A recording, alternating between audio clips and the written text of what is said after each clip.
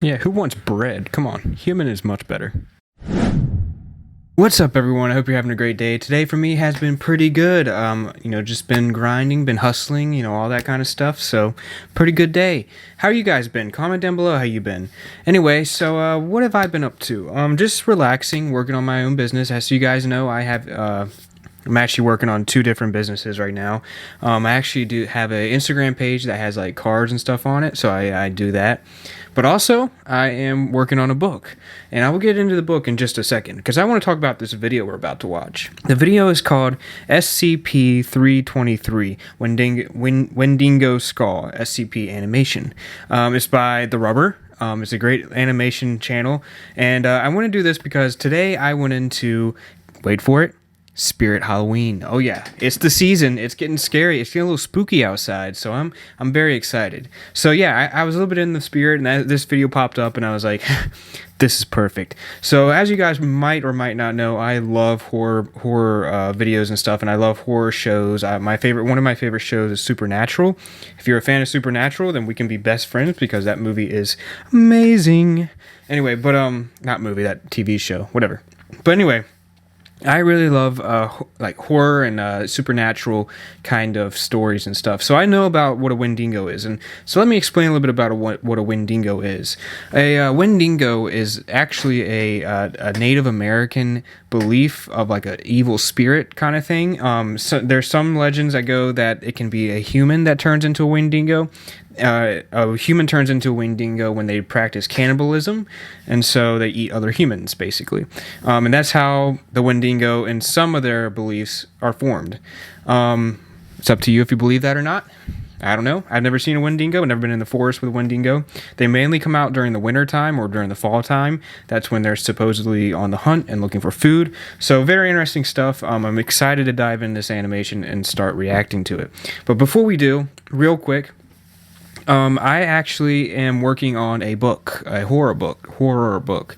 I've always loved writing. I've always, enjoyed sitting down at a computer and coming up with my own stories. So I will be sharing with you guys later on when it's finished. I'm going to post it on either Wattpad or Inkit or some other website that you guys can read for free. If you want to go check it out, I'll put it down in the link below when it's ready. Obviously, I am still working on it right now, so it's not ready yet, but hopefully soon it will be. So this video is a great entryway into the spooky season, into my book, into everything. So I'm excited, and I hope you guys are just as excited. So anyway, make sure you hit that subscribe button and that follow button, or that subscribe button and that bell. And let's get started. All right, 3, 2, 1. Go. A warped man walked out of the woods, killed our friends right in front of us. Sometimes it would stare more than it would make to kill, try to talk to you. It whispered at me, "Come and eat." It made me cold in my bones. When I was made to kill, I thought of this, and it calmed me. Hello everybody, I'm TheRubber.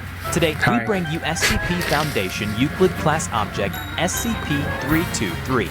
Oh yeah. SCP-323, also known as Wendigo Skull, is the skull of an unidentified cervid measuring 55 centimeters long, 27 centimeters wide, and 31 centimeters tall. With a pair of antlers growing from the left and right sides of SCP-323, 323 shows signs of damage consistent with outside exposure, with regular pitting, scarring, and weathering across the object, bleaching on the upper surfaces, and a missing lower jaw. The rear of the skull features an approximately centered ovoid gap, measuring 25 centimeters high and 23 centimeters wide, giving access to an interior space 16 centimeters deep. This gap shows signs of tool use, indicating that it was carved with tools, possibly stone. So I'm going to pause it right there real quick. So I don't know if you guys have, seen those kind of rituals and stuff. I used to watch a show called Riverdale. I guess it's still on. I haven't watched it in a while. I should catch up on it. It's pretty good. But anyway, there was like a season where there was this like goblin thing. I think he wore a skull like this, if I remember correctly. Correct me if I'm wrong. But that's interesting that there were tool marks on it, meaning that a human or something like a human had its hands on it. But that's just me. It's just interesting. All right, let's keep going. SCP-323 displays the ability to react to aural, tactile, and visual stimuli. Testing has revealed SCP-323 appears to have a field of view similar to that of other cervids. and has responded to visual stimuli from up to 50 meters away. 323 is also capable of limited locomotion, typically in the form of small movements and vibrations. In most cases, 323 will only move away when touched, or when personnel are present within its containment chamber. So what they're saying about the skull is basically it's still living. It's a living skull. Is that what I'm getting at? I don't know much about SCP-323 because obviously this is the first time I'm hearing about it. But that's interesting. It's interesting that it's still moving. It's not attached to like a body or something. So let's keep going. It's interesting. But 323 has also demonstrated the ability to make larger movement, such as lunging at SCP's personnel and repeatedly attempting to break through its containment. Whoa. SCP-323 exerts an influential effect in a radius extending roughly 15 meters from itself. Individuals within this radius will begin experiencing cannibalistic thoughts and urges, violent outbursts, and impaired judgment after approximately 1 hour of continuous exposure. Roughly 74% of individuals who reach this point will attempt to place their heads through the gap present in the back of 323. Oh, man. If an individual is incapable of fitting their whole head through the gap, attempts will be made to bludgeon their heads against nearby hard surfaces. No way. Until the point That's that crazy. the individual's head manages to fit, loses That's consciousness, gross. or pass on. Once the Jeez. individual has fit their head through 323, the individual is classified as SCP-323-1. Within 10 minutes of putting 323 on, 323-1 will undergo drastic physical alterations. 323-1 will experience a rapid loss of body fat, body hair, and pigmentation, That's a followed by skinny the boy. rupturing of the distal phalanges from the fingertips, abnormal tooth growth, and the blackening of extremities consistent with frostbite. Additionally, 323-1 appears to experience greater strength and pain tolerance than the average human. However, 323-1 still appears to be as susceptible to physical harm as it was before contacting SCP-323. SCP-323-1's metabolism will experience a dramatic increase, requiring a constant caloric intake, with starvation occurring anywhere between 15 to 30 minutes if no Dang. self-preservation efforts are made. So basically, the skull takes over a human body and becomes a Wendigo. Wendigo. What did he say? I don't know, but I always heard it as Wendigo. But that's interesting that the skull will take over the body and kind of start changing it into what it wants and what it needs to survive. But wow. Okay, I did not expect that to happen with 323. Let's keep going. In order to sustain its increased metabolism, 323-1 will actively seek out and eat other individuals for sustenance. If 323-1 is incapable of finding plentiful nourishment, 323-1 will make efforts to sustain itself, including limiting movement, rationing available food, and auto-cannibalism. SCP-323-1 will only feed upon humans. Dang. It is presumed that 323-1 can receive sustenance from other sources, but chooses not to, despite Yeah, who wants availability bread? or ease Come of on. access. Human is much better. During the pursuit of individuals, SCP-323-1 has been known to occasionally make various statements in the Severn, Ojibwe, Potawatomi, and Cree languages, as well as in the native language of 323-1 original itself.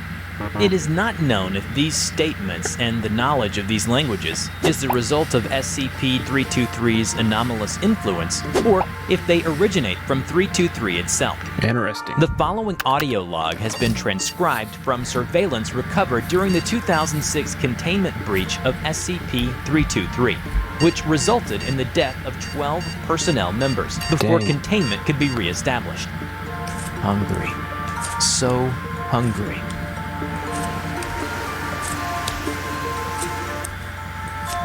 I must eat. So very hungry. Always, always hungry. I'm genuinely interested. It's a good scene. Must not eat. I have to eat. So hungry. So lonely. Alone. Hungry. Should eat. Must eat them all. I must eat to know warmth. So cold. must eat. SCP-323 was Whoa, okay, so it basically ate all 12 of them. That is insane. Absolutely insane. What are you guys thinking about SCP-323? What are you guys thinking so far? You a little scared? Not gonna lie, I'm a little scared, but let's keep going. I can get over it. Just kidding, I'm not scared. first discovered on December 9, 1997, in the before I Bittern was Lake born. Reserve, part of the Lac La Ronge First Nation in Canada.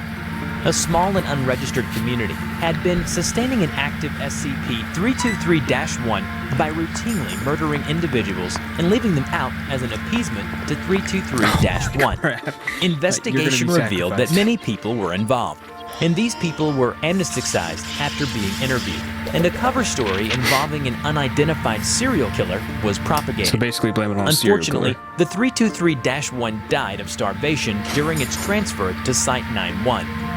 James Namagus, an individual involved in the murders and sustaining of SCP-323-1 prior to its containment, was brought in by a professor from the Foundation for questioning. James remained unusually calm throughout and after the interview. James told the professor that he involved in moving the bodies for the Wendigo to eat. Here, Wendigo. refers Wendigo. to the 323-1 instance. His elders told them a story of the Cree men, back when fighting was common, who tried to control the Wendigo to give his people an advantage. When asked about how they first encountered Wendigo, he said, "One night I heard yelling all Jeez, around the that's village. scary. A warped man walked out of the woods, killed our friends right in front of us. Sometimes it would stare more than it would make to kill, try to talk to you. It whispered at me, 'Come and eat.' It made me cold in my bones. Then I felt like I could understand the warped man, the Wendigo, and that we could leave with him like we all do when we pass. When I was made to kill, I thought of this and it calmed me. I didn't run. It would look at me sometimes. I could hear him in my mind. I could feel him watching me from out of my own eyes." So basically, the Wendigo can control people by the way it looks at them, is what they're saying, I guess. I don't know. It's a little weird. This is interesting, though. So I guess they found it within a community, and anywho, let's keep going.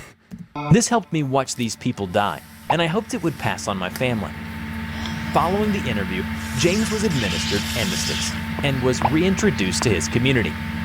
SCP-323 is to be kept in a 17 cubic meters concrete containment cell in Site-91.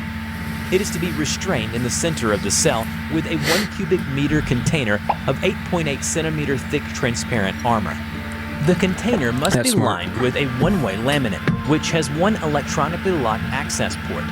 This container is to be internally lit, with the surrounding cell kept dimmer to facilitate the one-way laminate.